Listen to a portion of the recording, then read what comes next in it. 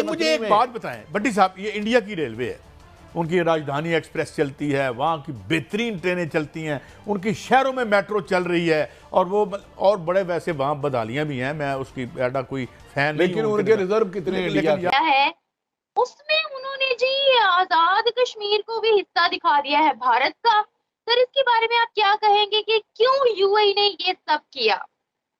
जो कि एक मुस्लिम मुल्क है, एक मुस्लिम अमारत है, वो अब खुलेआम जो है ये बात तस्लीम कर रही है कि पाकिस्तानी ऑक्युपाइड जम्मू कश्मीर, गिलगित बल्तिस्तान, अक्साई चीन जो है ये भारत का हिस्सा है। तो इसका इससे पहले सऊदीया ने एक अपनी करेंसी के ऊपर ना एक मैप इशू किया था, जिस पर उन्होंने पूरे के पूरे कश्मीर को भारत का हिस्सा बताया था।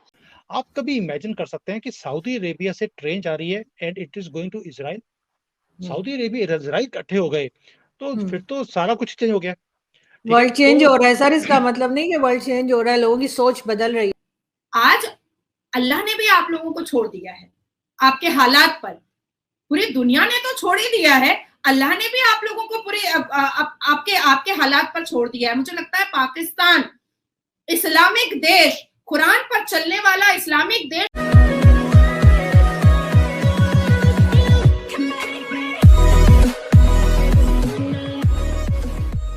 नमस्कार दोस्तों, दुनिया बदल रही है और ये इसका जो सेंटर पॉइंट है वो इंडिया है।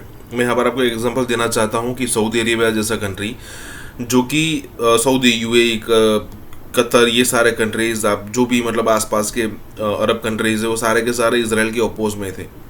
अब ज़रा देखिए, मतलब दूसरी बात ये भी है कि अगर आप यहाँ पर इजराइल जा रहे हो तो आप किसी भी अरब कंट्रीज़ की जो एयर स्पेस है उसको यूज़ नहीं कर सकते, लेकिन इंडिया के लिए सब कुछ एक्सेप्शन यहाँ पर हो चुका था। लेकिन अब एक और नई अपडेट है कि भाई जो इंडिया से लेकर मिडल ईस्ट और वहाँ से यूरोप का जो कॉरिडोर बन रहा है IMW, वो ट्रेन जाएगी सऊदी अरेबिया, वो ट्रेन जाएगी इजराइल और उसके बाद सऊदी अरेबिया। ज़रा सोचिए कि इन दोनों के बीच में ट्रेन रिलेशन शुरू हो रहा है। यूएई ने तो अपने रिलेशन इजराइल के साथ अच्छे कर लिए हैं, लेकिन अब जो है आने वाले दिनों में वो रिलेशन अच्छे होने वाले हैं सऊदी और इजराइल के बीच में।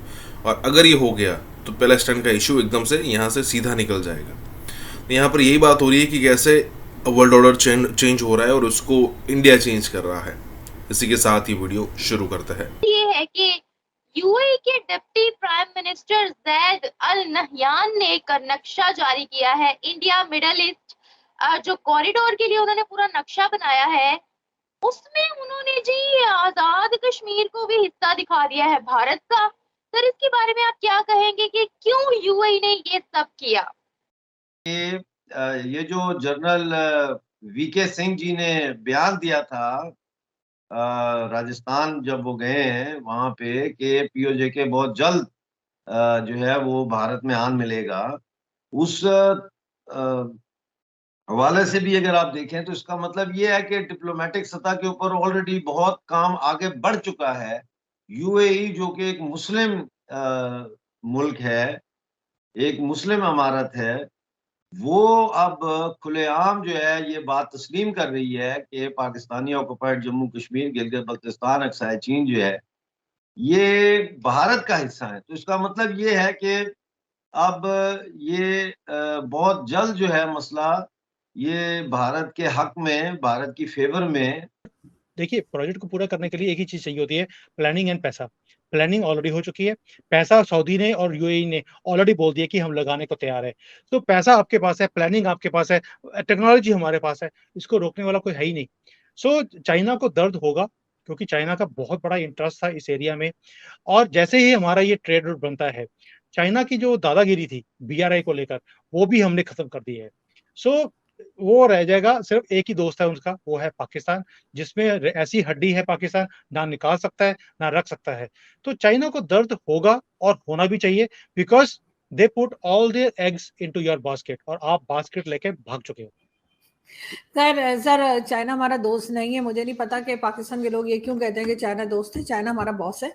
और वैसे भी अगर आप किसी से पैसे लें तो नॉर्मल लाइफ में भी अगर आम लोग भी किसी से पैसे लें तो वो दोस्त के साथ जिस तरह के रिलेशंस हो जाते हैं वो दोस्त तो नहीं रहता फिर, जाहिर है कि एक और दोस्ती बराबर।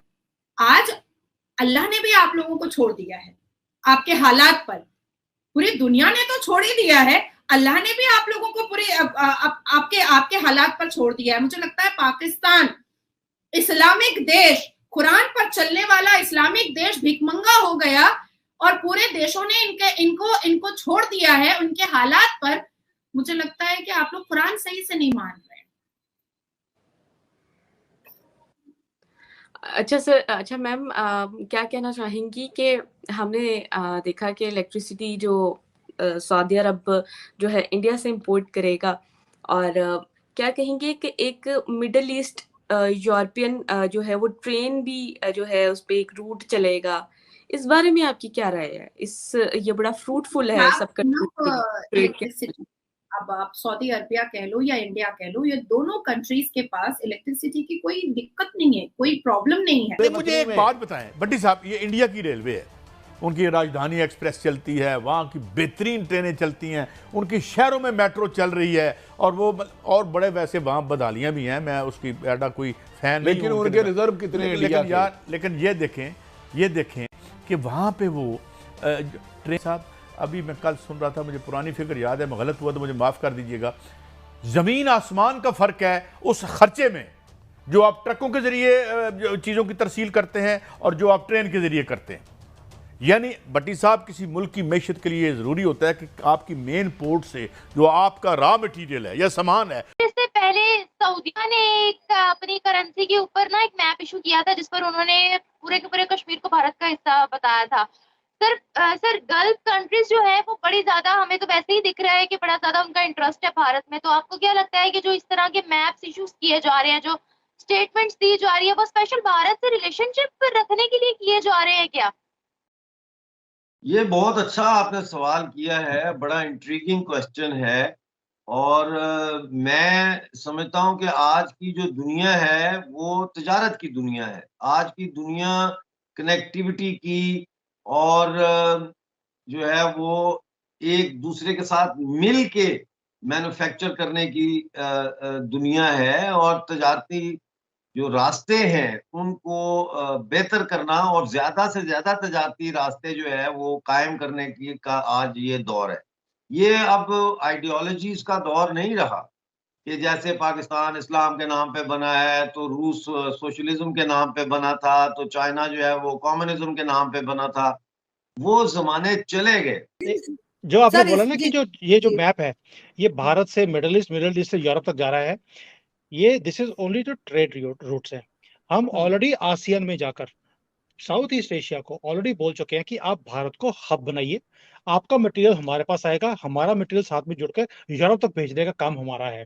सो this route you can use also, ताकि आपको भी मिडिल ईस्ट में जाना है या यूरोप में जाना है, आप हमारे ट्रेड रूट्स को यूज कर सकते हैं। And they have said yes also. ASEAN छोटा प्लेटफॉर्म नहीं है, बहुत सारे साउथ ईस्ट एशिया की कंट्रीज इसके अंदर इन्वॉल्व हो गए।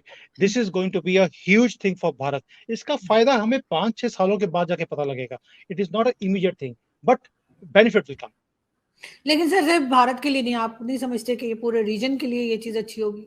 यस, देखिए भारत ने कभी भी ये बात नहीं करी कि मुझे फायदा चाहिए। हमने पहले साउथ ईस्ट एशिया को बोल दिया कि भाई आप हमारा इस रूट का फायदा ले सकते हैं।